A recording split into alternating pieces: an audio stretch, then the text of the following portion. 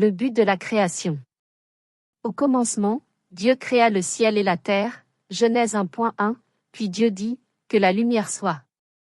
Et la lumière fut, Genèse 1.3, faisons l'homme à notre image et à notre ressemblance, Genèse 1.26, Dieu créa l'homme à son image, il le créa à l'image divine, il créa le mâle et la femelle, Genèse 1.27. Dieu considéra toute son œuvre, et il vit que cela était bon, Genèse 1.31. Il est dans la nature de Dieu de permettre à ses enfants de devenir avec lui des co-créateurs.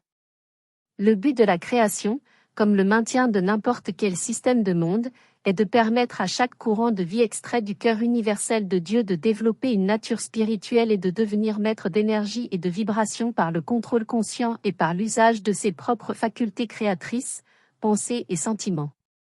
Pour devenir une telle présence maîtresse, la nature tripartite des parents divins doit être nourrie et développée à l'intérieur de chaque humain.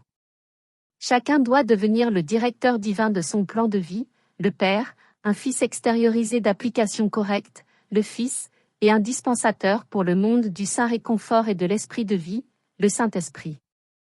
Pour favoriser ce développement, sept rayons cosmiques ont été créés et sont envoyés en direction de la Terre en pulsations rythmiques, afin de donner à la nature spirituelle de l'homme la même nourriture que les saisons de l'année fournissent au royaume de la nature. Ces courants cosmiques sont aussi ordonnés dans leur épanchement sur la Terre que le sont les radiations bénéfiques du printemps, de l'été, de l'automne et de l'hiver.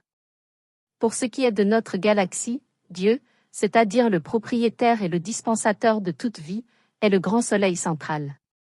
C'est le soleil qui se trouve derrière notre soleil physique, et c'est la source de toute vie et de toute chose dans la galaxie tout entière.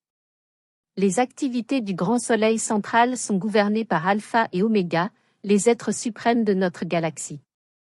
La galaxie à laquelle nous appartenons est composée de plusieurs systèmes planétaires.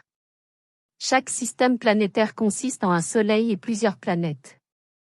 Notre système planétaire est dirigé par les êtres divins Hélios et Vesta. Les audios ne remplacent pas les écrits qui contiennent la radiation et les qualités des maîtres d'amour. Le but étant de faire connaître à des non-étudiants l'enseignement.